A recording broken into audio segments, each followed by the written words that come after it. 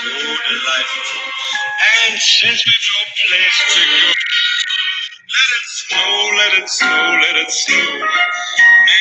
Well, here we are. I am really excited that we are here for week 3 of our broadcast, Brighter Days Through Better Movement. And the reason for this podcast is to help prepare our bodies, help to get us to this light, which we are calling the summer solstice on June 20th, help us to get to this point where we can be our best possible selves. So every day we're getting about 2 minutes more of sunlight a day. We're also seeing some really positive changes in our communities when it comes to the pandemic.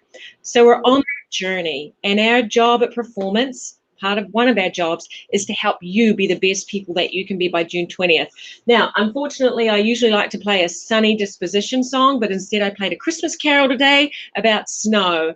And although it's getting brighter and we're getting longer days, it seems to be getting a little chillier every day. However, let that not preclude you or stop you from getting outside, being active, or participating in strength training or other things. So today I am joined by Dr. Reid Holden.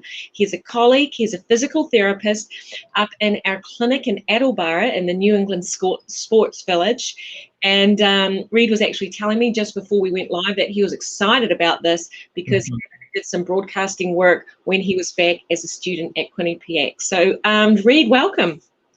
Hey, how you doing? It's great to be here. I'm glad I could be a part of this. I'm really excited.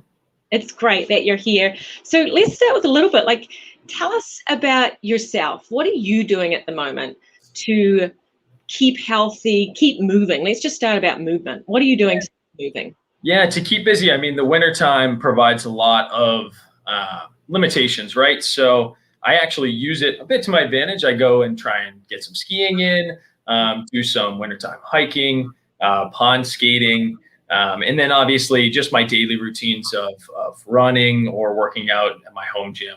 But overall, just trying to stay a little bit busy, trying to use some of the snow and some of the cold to my advantage, and keep myself moving. Well, I love hearing the different ways people are using it. And what I'm going to ask for people who are out there listening, tell us who you are and tell us where you are, because that's going to help you and give you an extra entry into our drawing. Today we are going to give away a YETI cooler, so a really cool cooler, as well as a Performance PT hat, so that I have one around here somewhere, so that you can stay outside and go skiing and playing pond hockey and all of those things. So please let us know who you are, where you are. You'll go into the drawing. The other thing you can do is go to our website and go to performanceptri.com/live, and you can enter there as well. So once again, once you enter, you're in for the whole season, but we want to hear from you, and we also want to hear any questions that you have. I mean, as I mentioned, I have Reid Holden here. He's an avid strength trainer, runner, skier, ice skater. I know ice skating is a big part of what you do.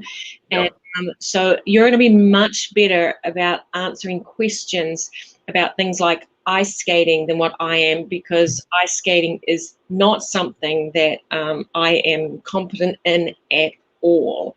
So how have your habits changed over the course of the pandemic, Reid? How have you managed to get through? It's almost a year ago since our lives sort of flipped upside down. Tell us a little bit about your year. Yeah, you have to be a little bit creative. The normal exercise routine, go to the gym, go to the YMCA, go to wherever you worked out, might have completely stopped for a period of time. You have to get creative, have to use whatever you have in your environment to get a healthy and full workout. So whether that's taking a backpack and filling it full of books and doing some squats in your house, lunges, things like that, or, trying to get out, run a little bit more, do a little bit more cardio-based exercise. For myself, it was really trying to motivate myself to get outside. I did a lot more hiking, been on a lot more walks, spent a lot more evenings, a lot more time trying to just focus on, one, getting outside, getting exercise, and two, kind of letting yourself kind of take a step back from the world and all the work craziness and all the COVID craziness to enjoy some time yourself. Yeah. So let's take one element of taking care of yourself. Let's talk a little bit about strength training. We put a survey out this week.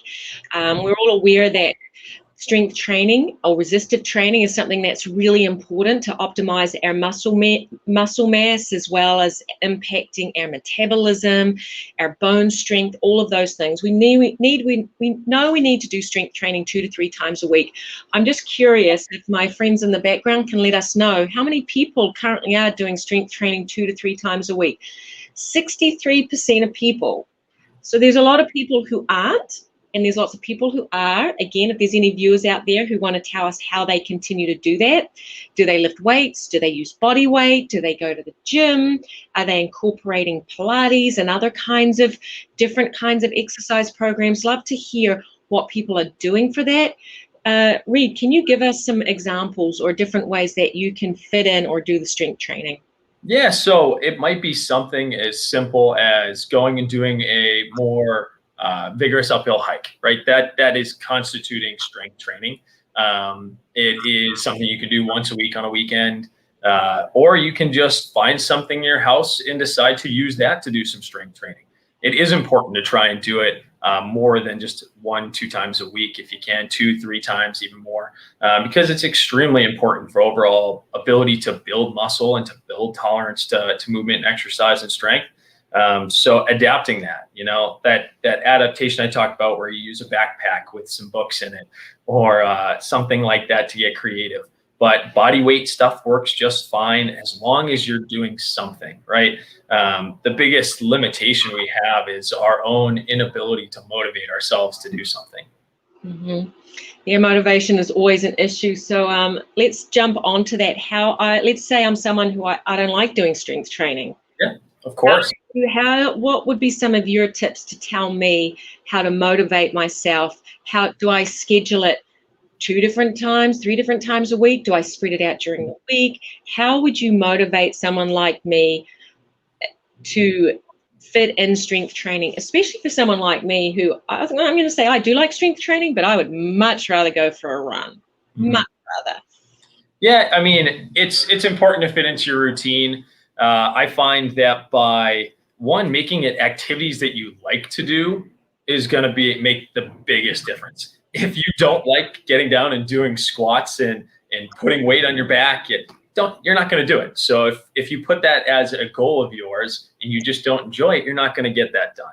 Mm-hmm. If it's something that is a true, again, hiking's been I've gone back to that 2 or 3 times already, but if it's something that you enjoy, you like to get outside, pick a challenging hike, try and aim to do that 1-2 days a week. That can be more of a lower extremity strength training, as opposed to your typical cardio runner. Mm-hmm. That is actually a picture of me. I was hiking Angel's Landing in Zion National Park. Absolutely beautiful. And I'll tell you, if you don't think it's strength training, I could barely move my legs when I finished that hike. So I found something I like to do, and I apply that. And by doing so, it's not even like you're exercising at that point. It's a great point. And I personally myself really enjoy hiking as well. And I think that your strategy to finding the hills and climbing the hills, and you certainly know the next day when you have some muscle soreness that you've done some work, is a really wonderful way to incorporate in some strength training. And you bring up another key point too, is about finding things that you enjoy. And I know that you've talked a little bit to me, or I've read about that in the past, this relationship between recreation, what you like to do in your spare time, and tying that together with exercise, with the things that are actually healthy with their bodies. How do we intermingle these things? Now, I feel like a little bit, it's easy for me, because if you tell me you've got a spare afternoon, Michelle, I'm one of those people that my recreational thing is to move and be active. Not everyone is like that. In fact, most people are not. So can you talk a little bit, do you think there's a difference between exercise and recreation, or how do you tie these things together? It's a great question. Recreation can always be considered exercise if you're doing it and stressing your body, and the administered stresses are going to give you some sort of results, right? So maybe something you like to do, you want to get into boxing, right? They have boxing for exercise classes. You want to get into cycling. Cycling is a perfect exercise class that you can do even in your own living room with an iPad up, following an app. It's something easy, right? Recreation, things you like to do, even sporting events, right? You go and you decide you want to join an adult softball league. That people are going to be taxed when they do those activities. So it is a form of exercise, you know? And again, it just ties right back to that last question. If you really enjoy doing it, you're not even going to think of it as exercise. So by building in those recreational activities, whether it's, you know, I love going for a nice bike ride, I'm going to start doing bike rides a couple of times outside, and during the winter, you know, I'll do some bike rides inside my home with an iPad and a setup in the home. Or if it's, I want to join a softball team, get some of my coworkers, which we were just actually talking about, when things open back up, maybe do some sort of softball league, do something like that, right? And you can tailor anything recreationally you like to do and just tie it back into exercise. Yeah. I think sometimes I like to think about it as a time management strategy. How can I do a whole lot of things at one time? So for example, when I go for a walk, I'll call up one of my friends and I'll say, shall we go for a walk together? And now I'm thinking, all right, good. I caught up with a friend. I got to have a chat. Those are all really things I enjoy doing. And I got to go for a walk and get some exercise in. Oh, and I took my dogs as well. So I've checked that off the list of things to do. So I think it's often thinking about, how do you tie these things together? How do you incorporate the things that you enjoy doing with the things that you know are good for your body? Because if you do things that are good for your body, you're going to be in a better place in the future. If you're doing your strength training, your cardiovascular, your balance, all of those things, then your body is going to stay healthy and you have less risk of obesity and hypertension and diabetes and all of those other things that can be detrimental to our quality of life. So, I mean, I'll give one other example is in the fall, I took up rowing on the Seekonk River down here because I wanted to try something new. I wanted to get into the habit of getting up earlier in the morning, and I wanted to get on the water because it was a hard time, it was a pandemic. But I also was able to get some exercise in while I did it. So, you know, again, it combined a whole lot of things. So at the end of the day, when I was like, oh, I got to do some upper body, some pull-ups, push-ups, whatever, I was like, nah, already did some. So I do think it's nice when you combine your recreation and with the exercise kind of things. Tell me, Reid, what are your favorite, if I said to you, tell me your 3 favorite strength exercises. You know, I have to say, number 1's probably lateral band walks, wrapping a band around your ankles, doing some lateral walks, going after and burning the hips out pretty good to fatigue. Wonderful exercise, great for overall strength and balance. One of the best muscles, your glute med, helps support you when you're in single leg stance, prevents falls. Really good exercise, wonderful, and you feel the exercise. And it's really hard to replicate and get that muscle to work without doing it kind of in this fashion. I find that I add this into my routine, and it's not something you see a typical strength trainer or lifter doing, but then you test them and test their hip strength, and it's like, oh, you have no strength into that motion.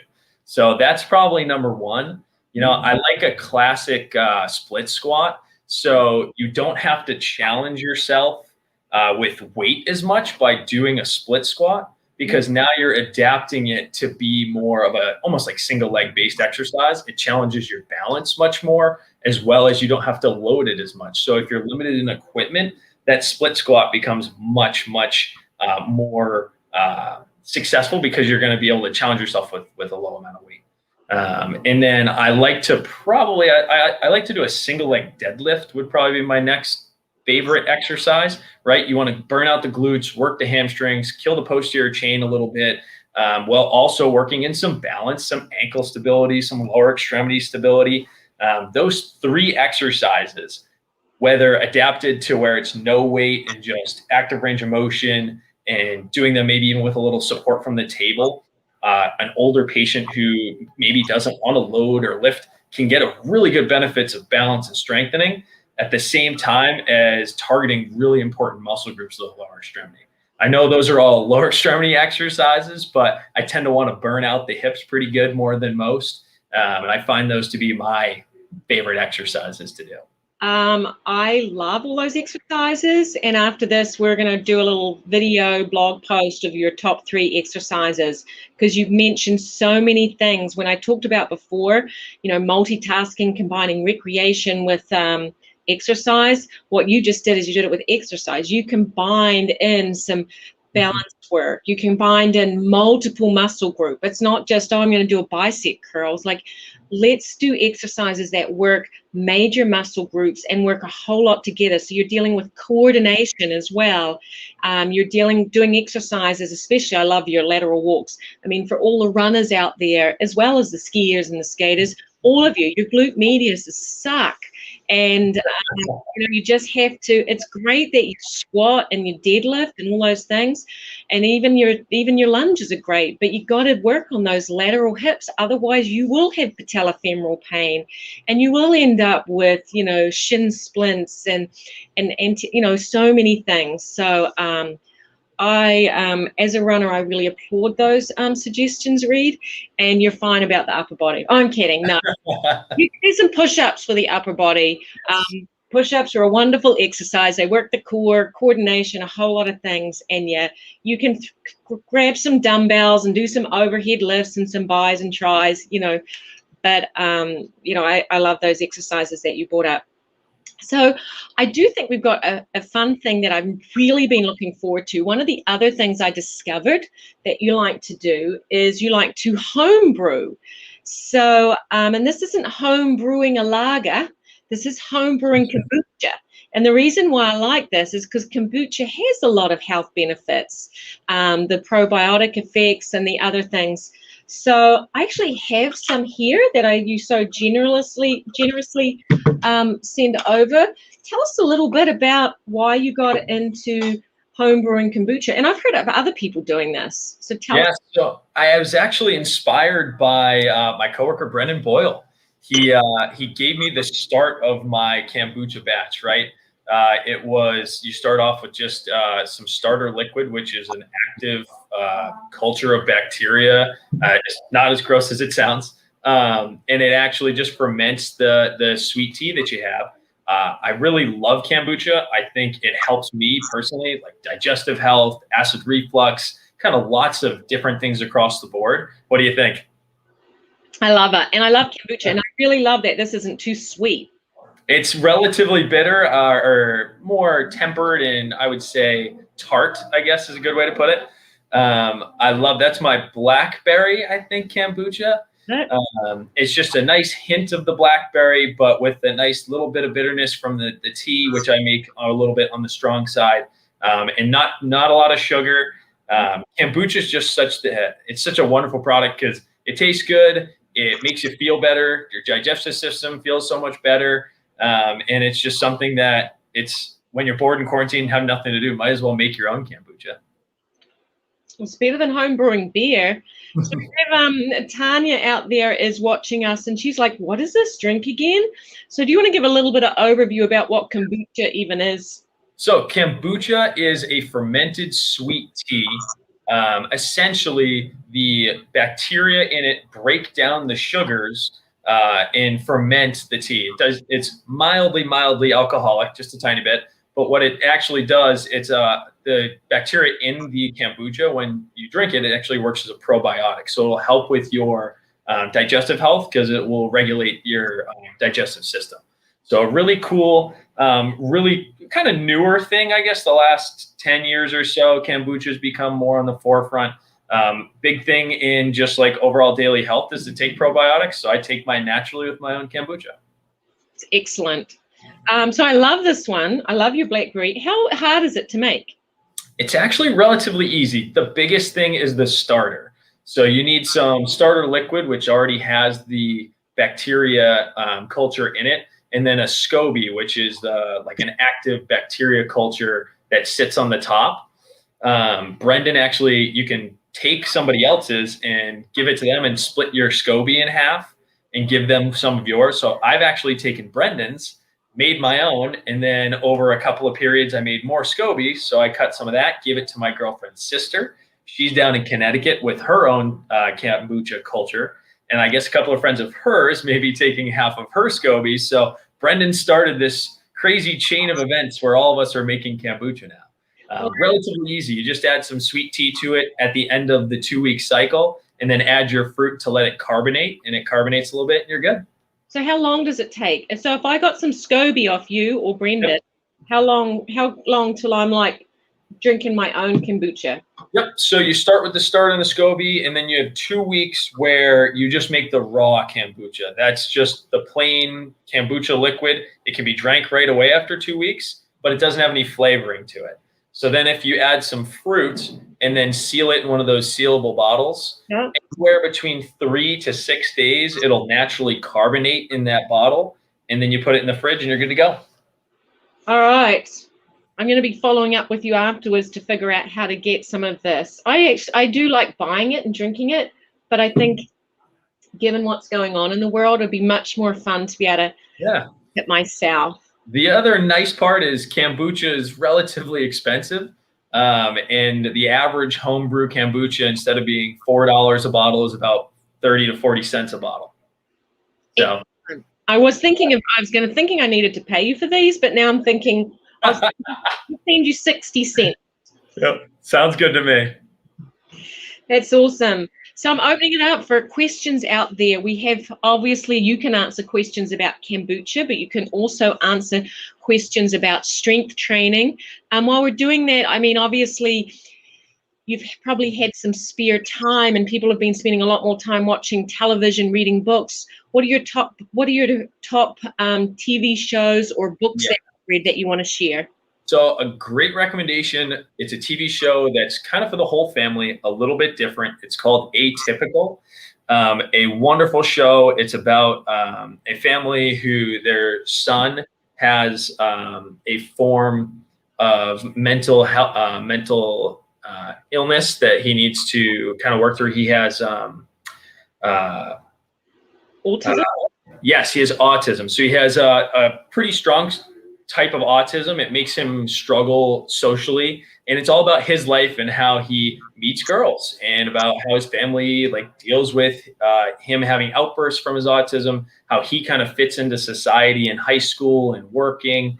And it's a really cool show where it kind of gives you a little bit of that kind of backside that you don't really see from the family dealing with autism. It's heartwarming, it's fun, it's got a little drama and exciting. It's kind of got a little bit for the whole family, and it's relatively family friendly. So pretty awesome across the board.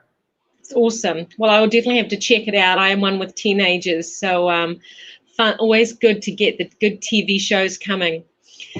All right, so we're going to give away some prizes. As I mentioned, we are giving away today a YETI lunchbox, which is perfect for your kombucha. And I can stick my kombucha bottles right in my YETI, and I've got my woolly hat, Performance PT hat to wear. Sarah Wilson is here. She is going to do a drawing. And again, for those who don't win today, you will be in the drawing for all of our following weeks. So let's hear who today's winner is, Sarah. All right, the winner of the YETI lunchbox and the PPT hat is Matthew Costello. Great job, Matthew. Hey, Matthew. We'll be reaching out to you. Next week, we'll be giving away something else. I'm not sure what that is yet, but next week we are joined by Danielle Parent. Danielle is another one of our physical therapists. She's going to be focused on balance. So we're going to be looking a lot about the impact of posture and how that's really important for minimizing your risk against falls. So, you know, even Reid, as I hear what you had to say, you even mentioned some of your exercises today, which are key for those, or for that fall prevention. All right, what are you looking forward to the most when this pandemic is kind of over? Yeah, you know, I think it'd be great just to catch up with friends who are a little more long distance. I've got friends down in New Jersey, New York from school. I went to Quinnipiac University in Connecticut, and so I haven't really gotten to see many people who live a little bit further away. I think just having a little bit of ease in the back of your mind when you go to spend time with friends and family who are further away. You know, we're all trying to be safe for everybody. So just having that kind of breath of fresh air when you go to spend time with people would be nice. I know, it will be really nice. It'll be interesting to see how how people have changed and evolved and got through this year. And hopefully everyone's a little bit more kinder and appreciative of each other. I do have some people out there in the audience to saying, how do I get onto this giveaway? If you go to our website, go to performanceptri.com/live, there's a place to sign up. You sign up there and you will go into the drawing every week, right through to June, right through to that summer solstice. So I look forward to seeing more. I look forward to being able to give away more great products and great things that can help you all get healthier and be the best that you can be. Let's do 3 pieces of advice, Reid. Got it. Let's say I'm a patient, or let's say I'm someone out in the community. I'm like, what's your top 3 pieces of advice that you would want to give me? Mm-hmm. I think my biggest 3 things would be, 1, always find an activity to get yourself moving multiple times a week that you love to do. Walking your dog, going for a walk, going for a hike, going for a bike ride. Do it, make a goal, make it happen. Because in the long run, just keeping your body moving a little bit more is going to prevent you from further harm and injury, right? So definitely number 1, find that activity that really drives you. Number 2, try and get other people involved. Try to find other people or other groups to make that happen. You always feel more, you feel like you have to go to the gym when you have a gym membership. And that's almost a good driving factor, right? Have some external motivators, a friend who likes to do that activity. I actually have a patient, all she did was she found a friend who wanted to walk with her every morning. And I haven't seen her again and gotten some good emails. So when I don't see patients, it's actually usually a good thing. So she hasn't come back. She's still feeling great. And she just decided to walk every morning, got a friend to keep her accountable. And it was that easy. And then the third thing is that overall eating health is just as important as physical health, right? If we're not getting the right things into our body, then we're not going to be actually getting any of the benefits from the exercise and movement. So anyone who thinks I'll just go run 10 miles after I eat 6 pizzas on the weekend, it's not going to help you. So it's take that in combination, right? Everything's good in moderation. Everyone deserves a reward, and having some things that are a little less healthy for us every once in a while, but you're not going to see those overall goals. And it might just be a goal of being able to go and walk around the store without having knee pain, or walk around the store without having to stop and sit down. And the exercise we give you are important, and overall exercise is important, but if you're not eating right, it's not going to help you. You made me think of my son, who likes to say, sometimes I shouldn't say this, if he's got his shirt off, I'm like, you're looking good, 17-year-old son. And he's like, abs are built in the kitchen, Mom. They're not built from exercising. And he's a big exerciser, which I think a great point is to say that, it's really important what you do for nutrition. And that's one of the topics we'll be talking about in the weeks to come. But nutrition is essential. There's nothing wrong with treats and some fun things here and there, but 6 pizzas is not going to help you feel better if you want to go for a bike ride. I love that you also mentioned goals. Writing goals down, scheduling goals, like knowing what your goal is. And that doesn't mean I've got to, prepare myself to run a marathon. For it may be as simply like, all right, I'm going to commit to doing some strength training 2 to 3 times a week, because I know that's going to help my muscle mass, my metabolism, my bone strength, my prevention of falls. There's a lot of reasons why you do that. You're not just doing it so you look better when you're in a bikini or a bathing suit. In fact, that's the least of our concerns. And I like that you said about doing with other people. Other people keep us accountable. We all have seen the stats there. You're much more likely to follow through with something if you tell someone what you're going to do, or if you know you're going to meet someone, you don't want to let them down. So all really key points. And wouldn't it be nice if it was as easy for people to be healthy by simply saying, oh, make sure you do some cardiovascular exercise and some strength training. But it is more complicated, because it is about, you got to write it down. You got to get people involved. You got to think about what you eat. And we haven't even touched on many of the other things, such as sleep and mindfulness, all of those other things. But really great points, Reid, really great points. All right. Well, we're coming to the end. Any final words of wisdom? We've covered lots of good material today. I do hope the people out there listening have learned some good tips and are inspired to even do something different, like make kombucha. And I know that that's my biggest tip that I learned from today, but it also is a good reminder to make sure we all get in our strength training. It's important for many, many reasons. And, I look forward to continuing on this journey. So join us next week when we've got Danielle Parent. She will be talking a lot about balance. And balance isn't just for the elderly person and preventing the risk of falls. It's also for the young athletes as well.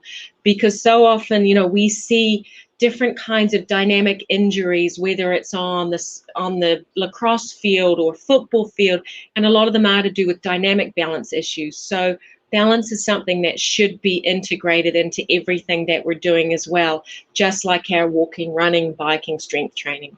So join us next week. Reid, thank you again. Thank you so much for having me. It was an absolute blast. I appreciate it. My pleasure. All right. Thank you, everyone. Awesome.